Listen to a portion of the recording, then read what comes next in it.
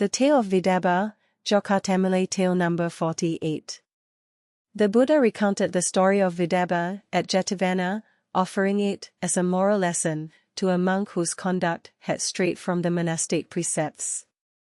The monk, having failed to follow the rules of his order, was summoned before the Buddha. The Buddha, upon seeing him, remarked, "Due to your reckless behavior in the past, you met a violent end, along with many others. Now, I urge you to discipline yourself and live according to the rules of the path." The Buddha then began to narrate the story. In ancient times, during the reign of King Brahmadatta of Varanasi, there lived a Brahmin named Vedabbha. This Brahmin was skilled in the recitation of a powerful mantra capable of invoking a rain of jewels. However, to perform this ritual, Vedabbha had to journey to the region of Ceiti and chant the mantra at the precise celestial moment. One of Vedabbha's disciples, the Bodhisattva, accompanied him on this journey. As the moment of auspicious alignment approached, Vedabbha decided it was time to perform the ritual. He and the Bodhisattva traveled together to the designated place in Ceiti, where the incantation was to take place. However, upon their arrival, they were ambushed by a group of 500 robbers. These robbers were notorious for capturing wealthy individuals, but they only targeted those traveling in groups of 2 or more, as they preferred to hold one person hostage while sending the other to retrieve ransom money. Recognizing Vedabbha as a man of importance, the robbers released the Bodhisattva. Before leaving, the Bodhisattva earnestly warned his teacher, urging him not to perform the ritual, for he feared it would result in the needless death of many. Despite this, 2 days later, Vedabbha, seeing that the planets were perfectly aligned, grew eager and resolved to summon the rain of jewels. He turned to the robbers and, with fervent desire, said, "Untie me, and I will grant you a blessing, a rain of jewels." The robbers, curious, but not yet understanding the full consequences of such an act, agreed, reasoning they had nothing to lose. Once freed, Vedabbha rushed to a nearby cave and began to chant the sacred mantra. After a brief but intense period of chanting, a miraculous rain of jewels began to fall, showering down heavily for about 30 minutes. The robbers, delighted by the sight, greedily collected the treasure, already planning to return home and live in luxury.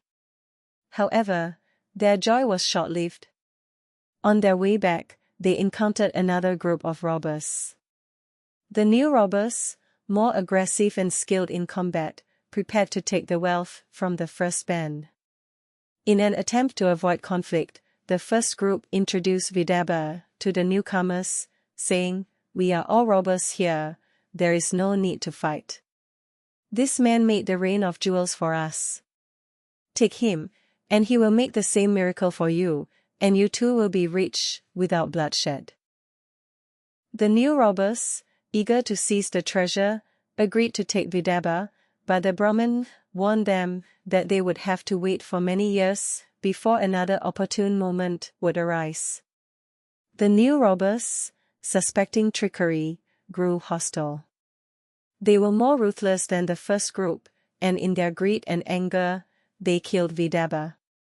A brutal battle ensued between the two factions of robbers, resulting in the death of most of the men. Only 2 robbers survived, dragging the treasure to a nearby abandoned house. The 2 remaining robbers, consumed by greed, refused to share the wealth. One of them went out to buy food, while the other stayed behind to guard the loot. When the first robber returned, he had poisoned the food in hopes of killing his companion. Meanwhile, the robber left behind had sharpened his sword, intending to kill his friend. When the second robber opened the door, he was immediately struck down by the sword.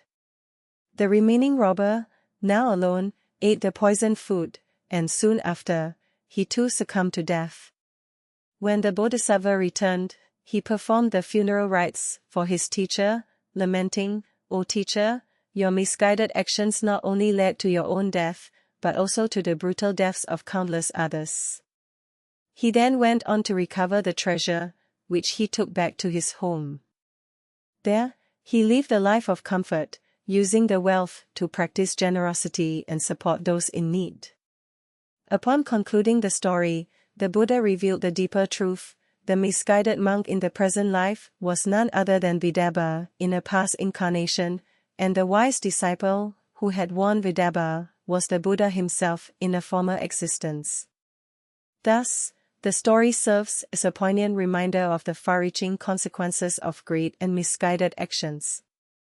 It illustrates the transformative power of wisdom, urging us to adhere to the path of virtue and self-discipline, to avoid the tragic fate that befalls those driven by desire and ignorance.